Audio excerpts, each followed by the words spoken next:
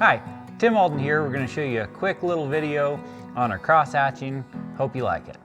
So we're just going to hit it with a little more water. We don't want it over wet, just good moisture content. So we created this cool little template here, and it just helps us line up our lines to do our cross hatching. I already measured out and I marked center. We're going to place it at the bottom, and then I'm going to take a stylus here and I'm going to use it to mark a line on each side. And that's all I use this template for. It just sets up the foundation of our cross hatching. So once we got our line set up there, we're going to have a nice diamond pattern on here, and we're just going to use the 1/2 inch cross hatch pattern. You can use different widths. If it's, you know, something smaller, I kind of like to use a smaller ruler. These brass strips you can just order online, K&S, Amazon, local hardware store. And so once I've cut the first line, I'm just going to move that ruler over, run my swivel knife right next to that, and just continue all the way across. Just going to stop just before our borders.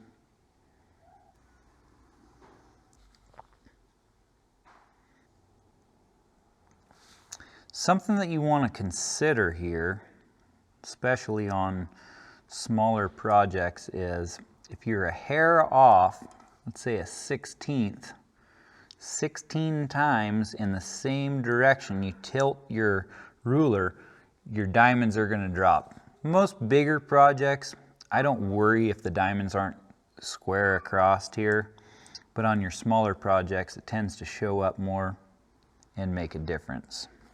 So it's something to consider, is just keeping that perfectly parallel with your last line.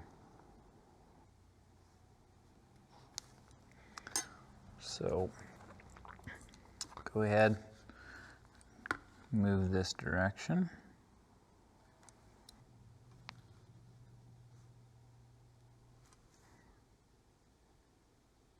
So we're going to start working around that maker's mark, and I'm just going to jump over it.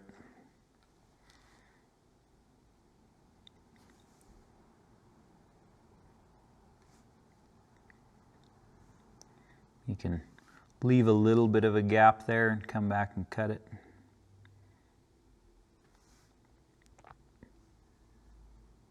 And that's the same as if I was going to do a floral design. I'd cut close, come back, cut it a little bit closer, and then on the floral work you bevel around it so it kind of blends it real well. Now we're going to go back and do the other angle, which is going to give us our diamonds. And the setup is the biggest thing on this as far as getting your pattern on there with the right angle for the diamonds. And so that's why we created this design. It's really easy, just whatever project you're working on, you can set it up and set the angle.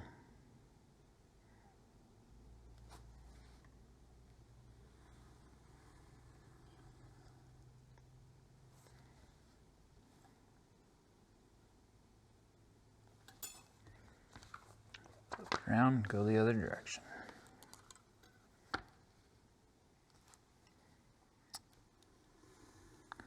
Sometimes the stuff that is just a little on the boring side, you'll get distracted and you'll veer off. So it's a pretty good idea to stay focused when you're running the swivel knife.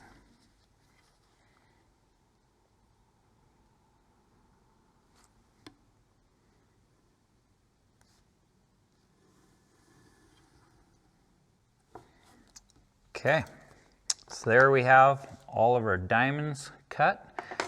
Pretty simple process. We're going to go ahead and run a cedar, and we're just going to put a dot right in the middle of all these intersections. Sometimes I'll use a thumbprint and I'll just kind of tip it back and let it kind of starburst coming out of those.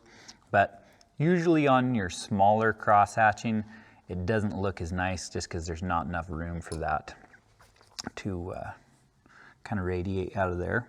So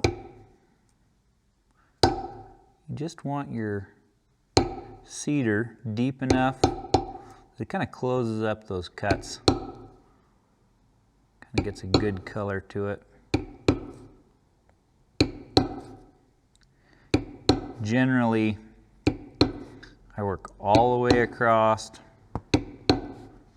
Try not to get distracted because every once in a while you have to pick up the phone or something and come back to it. You'll miss a dot.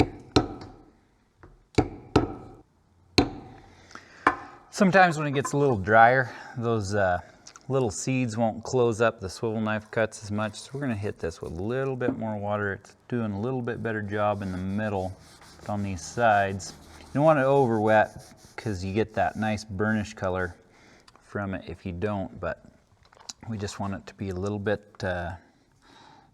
softer.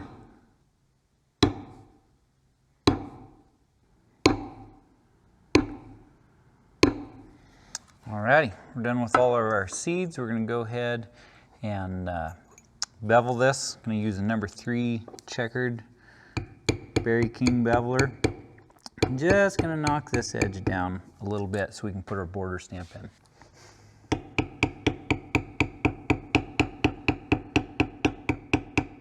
When I do curves with a bigger beveler, if you tip it to one side, you can make it around those corners a little bit better and not have to switch to a smaller beveler.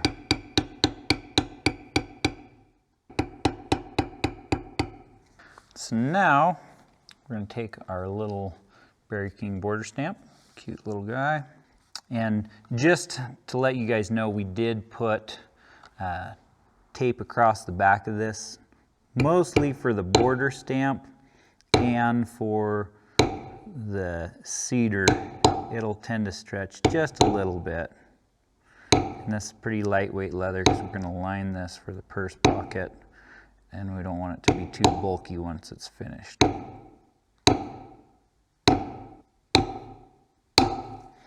So I'll have a little bit of a gap coming across here, and if I need to squish them together a little bit tighter, I can at the end. I'll decide whether I need to stretch them out a little bit or squish them in if I can fit them.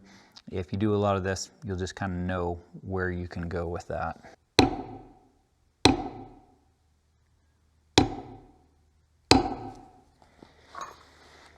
There we have it. So here we have it. It's all finished up. I hope you like this. It's kind of a cool design that you can do, especially as a beginner. It's not complicated and you can fill a lot of space. Or if you're trying to cut the price down on something to make it more affordable for your customers, you can put this in with floral carving and it looks really nice. We'll show you a picture of a purse that I did just like this.